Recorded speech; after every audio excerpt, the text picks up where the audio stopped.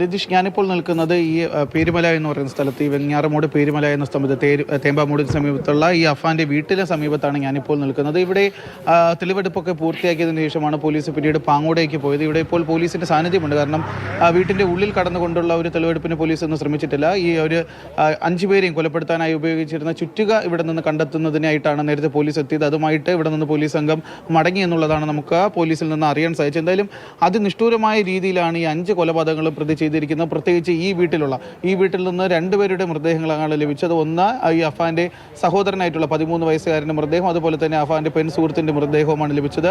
പിന്നെ ഉമ്മയും കൊലപ്പെടുത്താൻ ശ്രമിച്ചിരുന്നെങ്കിൽ പോലും ഉമ്മ ഇപ്പോൾ ഗുരുതരാവസ്ഥയിൽ ഇപ്പോൾ ചികിത്സയിലാണ്. പക്ഷേ ഈ വീട്ടിൽ നേരത്തെ മാതൃഭൂമി ന്യൂസ് പങ്കുവച്ച ദൃശ്യങ്ങളിൽ നിന്ന് നമുക്ക് വ്യക്തമാണ് അതിക്രൂരമായ രീതിയിലാണ് ഈ വീട്ടിലുള്ള 2 കൊലപാതകങ്ങളും ഒരു കൊലപാതക ശ്രമവും പ്രതി നടത്തിയിരിക്കുന്നത്. ഇവിടെ നിന്ന് ഈ വീട്ടിലേക്ക് കടന്നു കഴിഞ്ഞാൽ വീടിന്റെ മുൻവശത്ത്, അതായത് ഈ അഫാൻ നേരിട്ട് പോലീസ് സ്റ്റേഷനിലെത്തി കൊലപാതക വിവരങ്ങൾ അറിയിക്കുന്നു. പോലീസ് അറിയിച്ചതിനെ തുടർന്ന് സമീപത്തുള്ള ചിലരും പിന്നീട് പോലീസും എത്തിക്കൊണ്ടാണ് വീട്ടിന്റെ ഉള്ളിലേക്ക് കടക്കാൻ ശ്രമിച്ചത്. അഫാൻ ഇവിടെ നിന്ന് ഈ കൊലപാതകം നടത്തിയിട്ട് പോകുന്നത് വീട്ടിന്റെ ഗേറ്റിൽ പൂട്ടിട്ടതിന് ശേഷമാണ് അഫാൻ ഇവിടെ നിന്ന് ഈ കൊലപാതകത്തിന് ശേഷം മടങ്ങുന്നത്. പിന്നീട് ഇവിടെ നിന്ന് അഫാൻ ഈ പാങ്ങോടുള്ള കൊലപാതകത്തിന് ശേഷം സ്വന്തം ബൈക്കിൽ തന്നെ വീട്ടിലേക്ക് എത്തുന്നു. അത് ഇവിടെ വെച്ചതിന് ശേഷം കൊലപാതകം നടത്തും. അവിടെ നിന്ന് മറ്റൊരു ഓട്ടോറിക്ഷയിലാണ് ഇയാൾ പിന്നീട് പോലീസ് സ്റ്റേഷനിലേക്ക് പോയത്. ഈ വീട് തുറക്കാനായി പോലീസും അതുപോലെ തന്നെ സമീപവാസികൾ എത്തുമ്പോൾ ആദ്യം കാണുന്നത് ഗേറ്റ് പുറത്തു നിന്ന് പൂട്ടിയ നിലയിൽ ഗേറ്റാണ് കാണുന്നത്. അത് തുറന്ന് അകത്തേക്ക് കയറി, ഈ വീട്ടിന്റെ വാതിൽ തുറന്ന് അകത്തേക്ക് കയറിയപ്പോൾ വാതിലിന് സമീപത്തായിട്ടാണ്, വാതിലിൽ നിന്ന് ഹോളിലേക്ക് കയറുന്ന ഭാഗത്താണ് അനുജന്റെ 13 വയസ്സുകാരന്റെ മൃതദേഹം കാണുന്നത്. അഫാന് ഏറ്റവും അധികം വീട്ടിൽ ഇഷ്ടമുണ്ടായിരുന്ന അനുജനെയാണ്, എപ്പോഴും ഒപ്പം കൂട്ടിയിരുന്ന അനുജനെയാണ്. ആ അനുജനെ ക്രൂരമായി കൊലപ്പെടുത്തി കിടക്കുന്ന കാഴ്ചയാണ് വീട്ടിന്റെ കതക് തുറന്ന് കയറുമ്പോൾ തന്നെ ആദ്യമായി കാണുന്നത്.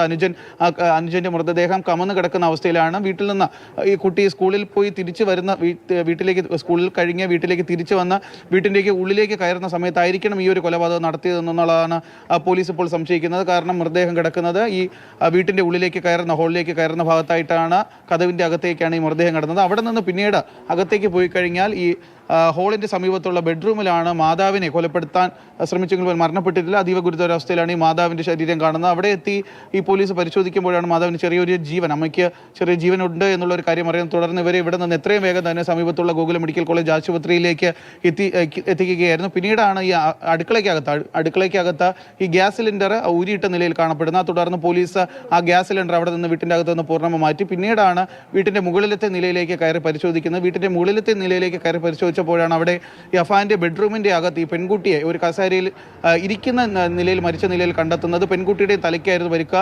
ഈ വീട്ടിലുണ്ടായിരുന്ന 3 പേരെയും ഈ ചുറ്റിക ഉപയോഗിച്ചുകൊണ്ട് തലയ്ക്കാണ് ഇയാൾ പരിക്കേൽപ്പിച്ചിരിക്കുന്നത്. അതിൽ സഹോദരന്റെയും ഈ പെൺകുട്ടിയുടെയും മുഖമെന്ന് പറയുന്നത് ഏറെക്കുറെ വികൃതമാക്കിയിട്ടുണ്ട്. തലയ്ക്ക് ആ ചുറ്റികയുടെ പിൻവശം ഉപയോഗിച്ചുകൊണ്ട് മൃഗീയമായിട്ടാണ് ഈ 2 പേരെ ആക്രമിച്ചിരിക്കുന്നത്. പക്ഷേ അമ്മയുടെ ശരീരത്തിൽ അത്രയും മൃഗീയമായി ആക്രമിച്ചതിന്റെ പാടുകളില്ല.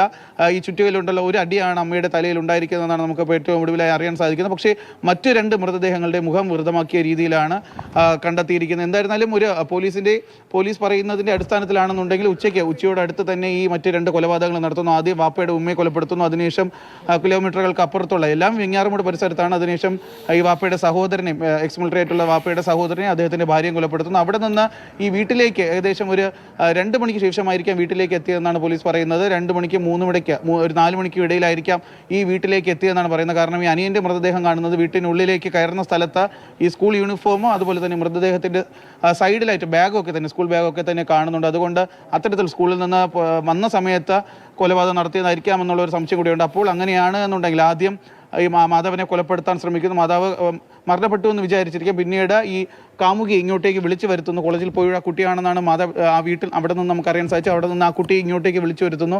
ആ കുട്ടിയുടെ കൊലപാതകം നടത്തിയിരിക്കാം. ഈ മാധവനെ ആദ്യം കൊലപ്പെടുത്താൻ ശ്രമിച്ചതിന് ശേഷം ഈ പെൺകുട്ടിയെ കൊലപ്പെടുത്തി കാണാമെന്നാണ് പോലീസ് പറയുന്നത്. അതിനുശേഷമായിരിക്കാം ഈ 3:30 തന്നെ സ്കൂൾ വിടും. അതിനുശേഷം 4 മണിക്കോ 4:30 ഒക്കെ ആയിരിക്കാം ഈ അനുജൻ വീട്ടിലെത്തിയപ്പോൾ ആ ഒരു കൊലപാതകം നടത്തി. അതിനുശേഷമാണ് ഈ പ്രതി വീട് പൂട്ടി വീട്ടിന്റെ പുറത്തിറങ്ങി വീട്ടിന്റെ ഗേറ്റും ഒക്കെ തന്നെ പൂട്ടിയതിനു ശേഷമാണ് ഇവിടെ നിന്ന് മറ്റൊരു ഓട്ടോറിക്ഷയിൽ പോലീസ് സ്റ്റേഷനിലെത്തി 6 പേരെ താൻ കൊന്നു കൊന്നു എന്നുള്ള കാര്യം പോലീസ് സ്റ്റേഷനിൽ ഈ അഫാൻ വിവരം അറിയിക്കുന്നത്. തുടർന്ന് ആദ്യഘട്ടത്തിൽ പോലീസിന് നമുക്ക് വിശ്വസിക്കാൻ സാധിക്കാത്തതുപോലെ തന്നെ പോലീസിനും ഇത് ഒട്ടും വിശ്വസിക്കാൻ സാധിക്കാത്ത ഒരു കാര്യമായിരുന്നു. കാരണം കേവലം 23 വയസ്സ് മാത്രമുള്ള ഒരു ചെറുപ്പക്കാരൻ മുൻപ് ഇത്തരം ക്രൂരകൃത്യങ്ങൾ ചെയ്തതായിട്ട് ബാക്ക്ഗ്രൗണ്ട്, അത്തരം ഒരു ക്രിമിനൽ ബാക്ക്ഗ്രൗണ്ട് ഒന്നും തന്നെ ഇല്ലാത്ത ഒരു ചെറുപ്പക്കാരൻ ഇങ്ങനെ മൃഗീയമായി 6 പേരെ കൊന്നു എന്ന് പറയുമ്പോൾ അത് പോലീസിന് പോലും വിശ്വസിക്കാൻ സാധിച്ചില്ല. അതുകൊണ്ട് തന്നെയാണ് പോലീസ് ആദ്യ സമീപവാസികളെയും പിന്നീട് ഈ ഓരോ ഭാഗങ്ങളിലായിട്ട് പോലീസിന്റെ പ്രത്യേക ടീമുകളെയും വിട്ടുള്ള അന്വേഷണം നടത്തി. എന്തായാലും അതിമൃഗീയമായിട്ടാണ് ഈ 5 പേരെയും കൊലപ്പെടുത്തിയതെന്നുള്ള കാര്യം ആണ് ഇപ്പോൾ ഏറ്റവും ഒടുവിലായി നമുക്കറിയാൻ സാധിക്കുന്നത്.